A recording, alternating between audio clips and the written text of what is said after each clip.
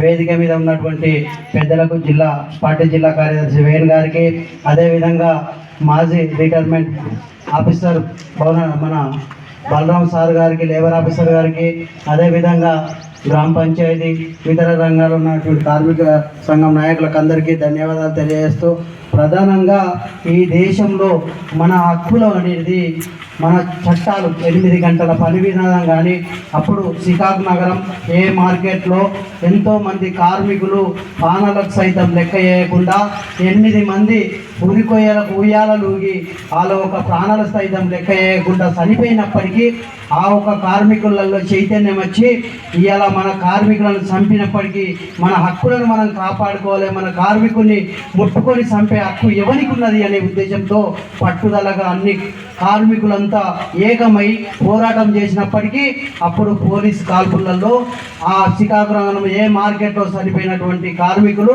మీ జెండా మూలకు పడ్డది, మీరంతా ఏం చేసుకుంటారో చేసుకోపోయి మిమ్మల్ని అడిగే దిక్కు లేదంటే అప్పుడు ఒక తెల్ల గుడ్డను ఆ రక్తంలో ముంచి మన మేడే కార్యక్రమం ఎర్ర జెండా ఎగిరేసుకొని మా ఒక్క హక్కులు మా ఆశయాలు సావాయి, మా ఎర్ర జెండా ఆశయాలు సావాయి అని ఎగిరేసుకున్నటువంటి ఘన చరిత్ర ఇప్పుడు ఏఐటిసి 139వ మేడే కార్యక్రమం.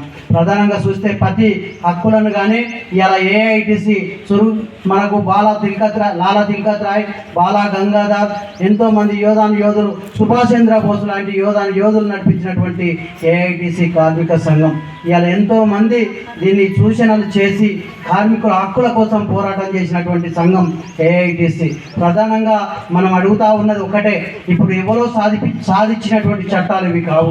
ఏఐటిసి ప్రతి దానికి నిత్యం పోరాటాలు చేసుకుంటూ ఇప్పుడు సెకండ్ ఏఎన్ఎంలు కానీ ఎన్హెచ్ఎంలది కానీ గత ఎమ్మెల్యే ఎలక్షన్ ముందు ప్రతి కార్యక్రమం తీసుకొని ఒక్కొక్కరిది 22 రోజులు సమ్మె చేసి అంగన్వాడీ టీచర్లది కానీ ఇలా 22 రోజులు సమ్మె చేసుకుంటే కేసులు అయినప్పటికీ కేసులకు సైతం లెక్క వేయకుండా సమ్మెను పూర్తి చేసినాం.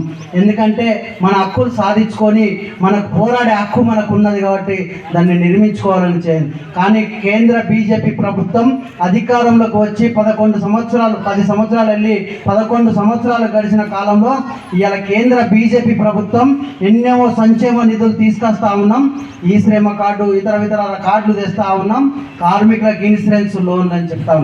కానీ ఇవాళ మీరు చేసేది ఏంటిదని మేము కేంద్ర బీజేపీ ప్రభుత్వం మోడీని అడుగుతా ఉన్నాం.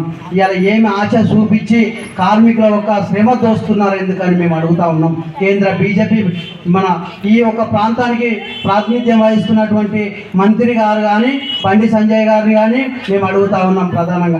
ప్రధానంగా మీరు చూస్తుంటే ఇవాళ కార్మికుల యొక్క చట్టాలు మీరు సాధించి పెట్టినవి కాదు, 44 చట్టాలను ఇవాళ 4 కోట్లుగా కుదించి 29 చట్టాలుగా కుదించి 4 కోట్లు చేసి ఇలా కార్మికుల పొట్టలు కొట్టడానికి ఎందుకు పాల్పడుతున్నారని మేము అడుగుతా ఉన్నాం.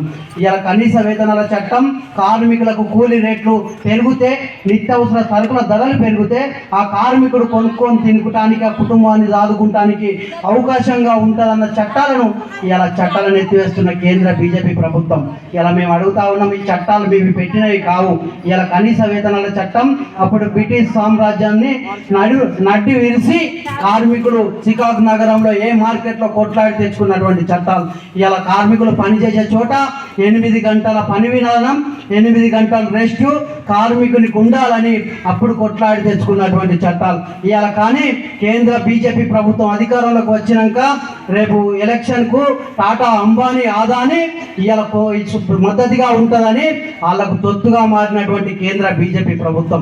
మేము అడుగుతా ఉన్నాం, ఇవాళ కార్మికులు ఎవరన్నా 1000 రూపాయలు 10,000 లోన్ ఉంటే వాళ్ళ ఇంటికి తాళం వేస్తారు. ఇప్పుడు ఇవాళ ఆదాని ఏడవైండు, ఎన్ని కోట్ల అప్పు ఉన్నది ప్రభుత్వానికి, ఇలా ఆదాని ఎందుకు కొట్టుకొస్తలేరని మోడీని అడుగుతా ఉన్నాం. మేము ఇలా చూస్తే లక్షల కోట్ల రూపాయలు పెడ ఫ్యాక్టరీలకు ఇస్తూ లోన్లు కార్మికులు ఇప్పుడు లాక్డౌన్